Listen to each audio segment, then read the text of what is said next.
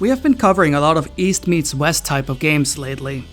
And for as many games that fit this theme, there aren't a lot that fit the concept as well as the game about a lone gunman who left the Wild West to study the blade. Rising Zan follows a young cowboy named Johnny. After getting beat up by a pack of roaming ninjas, he travels to Japan to learn the way of the samurai. Casting off his old name and identity, he heads back to his hometown to stop the evil ninjas from doing general evil. His old name forgotten, he becomes the super ultra sexy samurai, Zan.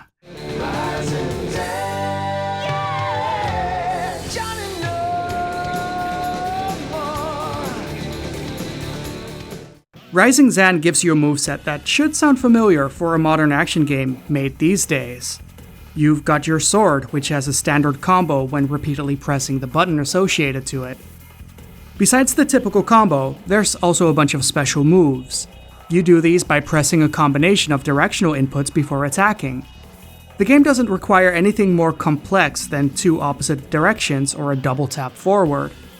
So by pressing left and right in succession before attacking, you get a spin slash, or pressing forward twice, you do a stinger. There's more attacks, but I found these two to be the most reliable playing the game for myself. Though that spinning jump attack also has some good use to it too. As you're doing these attacks, you're also invulnerable during the attack period. So if you know when to time them, you can keep the pressure up on enemies ready to attack. This timing takes a while to get used to though, since there's a pretty long wind-up to all these attacks and you're still vulnerable during that. You also get your gun, the Johnny No More, an oversized revolver that somehow manages to fit shotgun shells and rockets in it. It's impressive that Johnny managed to encounter evil that was bigger than his gun when his gun has a barrel big enough to fit actual rockets. One of life's cruelest lessons, that evil was bigger than his gun. The Johnny No More also gets its own special attack, a rapid fire used by double tapping forward before firing. It eats up special meter about as fast as it lets you shoot, which is pretty fast. Before I noticed how useful this one attack was, I thought the gun was kind of useless. You do need it from time to time, but most enemies tend to block regular shots when it's fired their way. The strongest special attack though mixes both the power of sword and gun in a super ultra sexy hero combo. That's the actual name, I didn't make this up. Alternating between sword slashes and gunshots creates an attack that can tear through the enemy's defense and burn through their health pool. It's really great. Its only weakness is that it leaves you completely vulnerable for an extended period of time, since enemies that are attacking you don't get hit stunned when they're signaling their moves, but you do. Though it is important to note that you can dodge cancel out of most attacks yourself, so you're not as locked into place during combos as it seems originally. Then there's also the parry that lets you reflect projectiles back at enemies that's pretty useful once you got the hang of it. You also get a special meter that once it's charged up fully with sexy points, lets you go into hustle time. A powered up state that makes Zan go harder and faster, increasing the size of a sword threefold as a special theme plays. There's more systems here than you'd expect to see in an action game of this time period, and I can see why the Japanese version forces you to go through the tutorial in your first playthrough. While I usually prefer the approach of the US version in this regard, with the tutorial being a menu option and starting the game putting you on stage 1, there's a lot of basics that you're likely going to miss out on jumping just into the first stage from the start.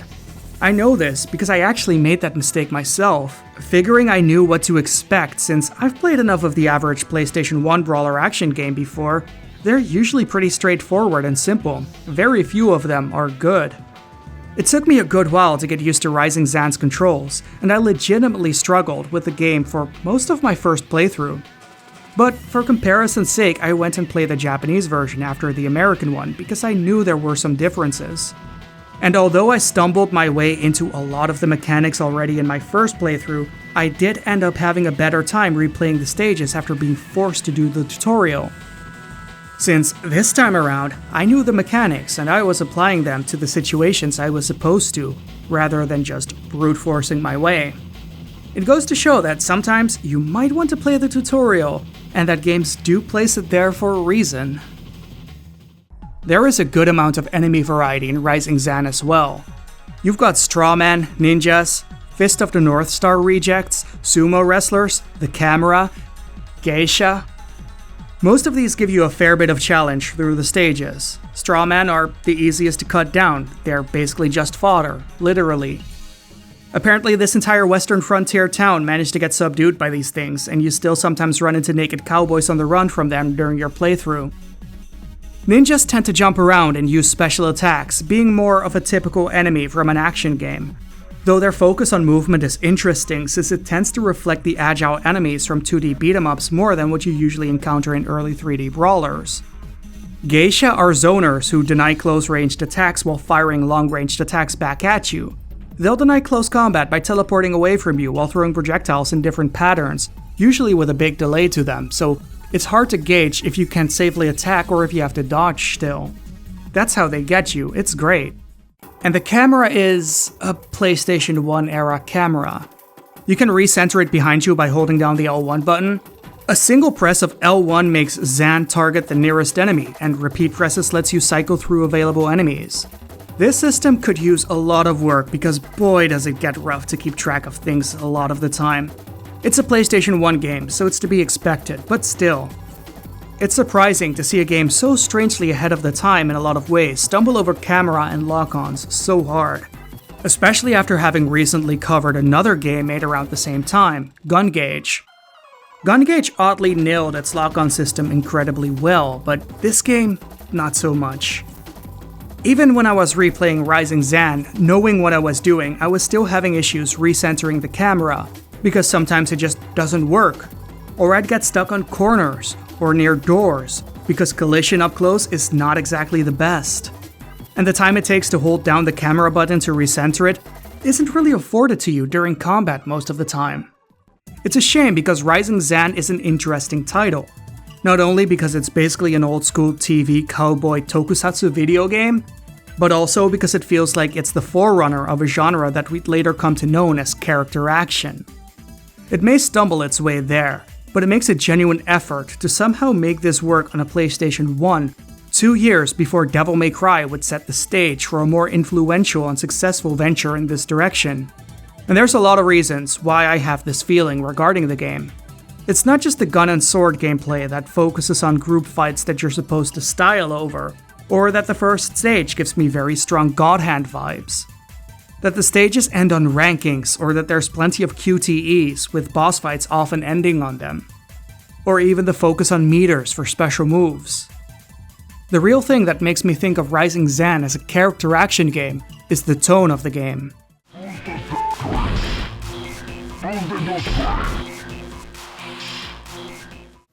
Where the hero desperately wants to be seen as much cooler than he actually is. Johnny? Huh?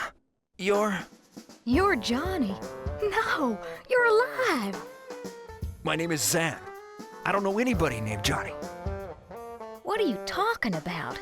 It's Val, your neighbor. Don't tell me you've forgotten. What the hell are you wearing? What he's doing and how he's fighting is actually really cool, but his desperation and being seen as such immediately brings him down back to earth as an immense dork. His attitude and his interactions with other characters are a lot like those of Dante, Nero, Bayonetta, Joe, or Jean.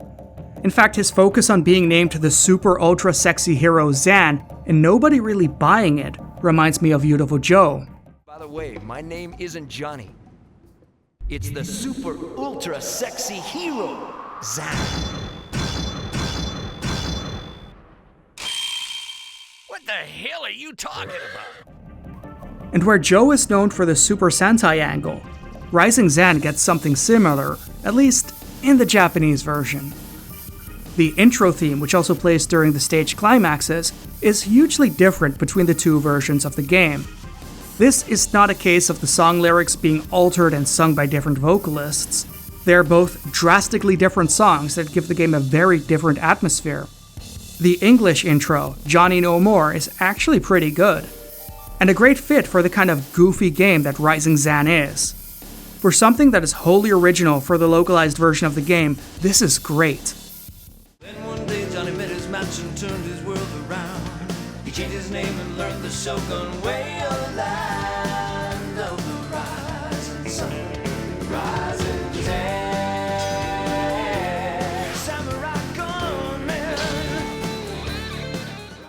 but it's not as great as the Japanese version.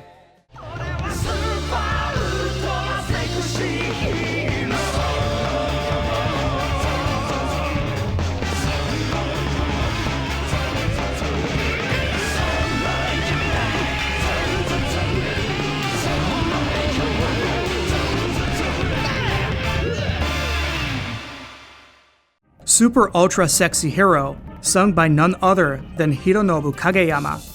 And if you don't know about Kageyama, he's the one who performed Chala Het Chala from Dragon Ball Z, the intro to Mystical Ninja 64.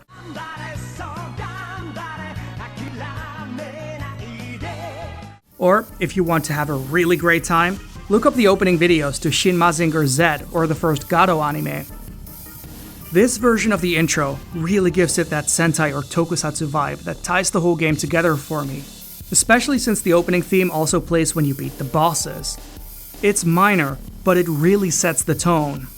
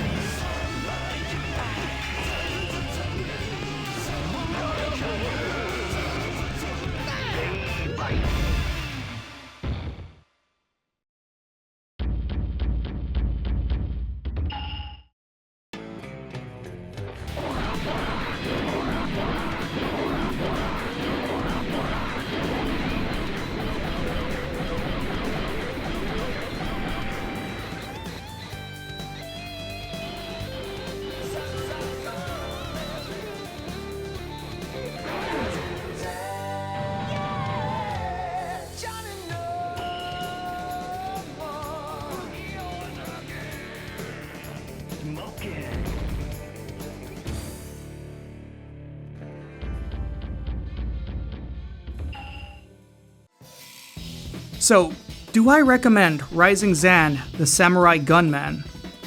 Honestly, it depends on how well you can deal with the game clearly struggling with the limitations of a PlayStation 1 game. It can be a very frustrating ride at times, and a lot of people are going to bounce off of that. But if you like novelty, games being crazy, and you're a character action fan that would like to see a much earlier attempt at this sort of game, then yeah, give it a shot. It only takes about 2 or 3 hours to play through, so it's over before you know it. Speaking of over before you know it, I asked my patrons which of the first to strike wins archetype would win in a fight, a samurai or a cowboy. Cowboys won by about 2/3 of the vote, so I guess in this case, Clint Eastwood would actually beat the shit out of Mifune, which is really good to know. As always, this video was brought to you by people supporting the channel on Patreon. If you would like to become one of the names that you see scrolling on the screen right now and vote in future polls, head over to patreon.com/AboveUp and I will, see ya.